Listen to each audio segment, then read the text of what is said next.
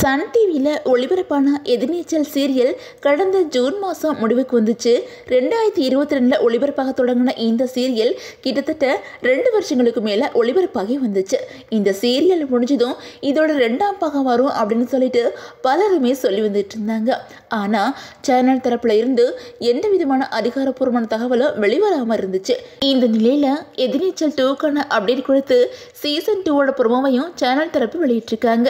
Season 1ஓட தொடர்ச்சி தான் season 2வா இருக்க போகுது அப்படின்னு சொல்லியிருக்கிறாங்க. அந்த வகையில் இயக்குனர் திருசெல்வம் இயக்கத்தில் வெளியான இந்த சீரியலோட முதல் சீசனில் மாரிமுத்து நடிச்சிருந்த ஆதி குணசேகரன் கதாபாத்திரத்துக்கு மக்கள் மத்தியில் நல்ல வரவேற்பு இருந்துச்சு. மாரிமுத்தோட மறைவுக்கு அப்புறம் வேலராமமூர்த்தி அந்த கதாபாத்திரத்தை நடிச்சிருந்தாங்க.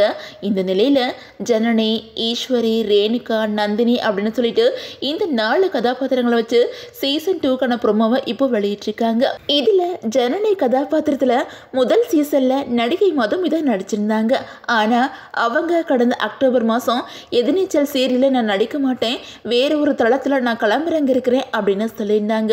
அந்த வகையில் அவங்க விஜய் டிவியில் புதுசாக ஒளிபரப்பாக போகிற ஐயனார் துணை அப்படிங்கிற சீரியலில் கமிட் ஆகியிருக்கிறாங்க.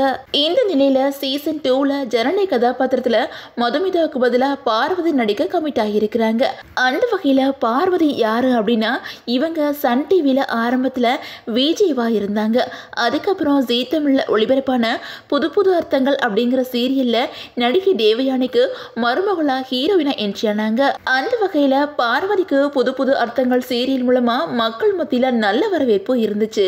ஆனால் அந்த சீரியல் முடிஞ்சதுக்கப்புறம் அவங்க ஒரு சில சீரியல்களில் கெஸ்டாக மட்டும்தான் கலந்துருந்தாங்க.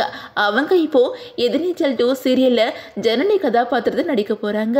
அன்மக்களே, எதிர்நீச்சல் சீசன் 2க்கு நீங்கள் யாரெல்லாம் வெயிட் பண்ணிட்டு இருக்கீங்க? அது மட்டும் இல்லாமல் இந்த சீரியல் எந்த டைமிங்கில் ஒளிபரப்பான நல்லா இருக்கும் அப்படின்னு சொல்லிட்டு உங்களோட கமெண்ட்ஸை மறக்காமல் கமெண்ட்டில் சொல்லுங்கள். ஆனால் இந்த வீடியோ உங்களுக்கு பிடிச்சா லைக் பண்ணுங்கள், ஷேர் பண்ணுங்கள், மறக்காமல் நம்ம சேனலை சப்ஸ்கிரைப் பண்ணிக்கோங்க.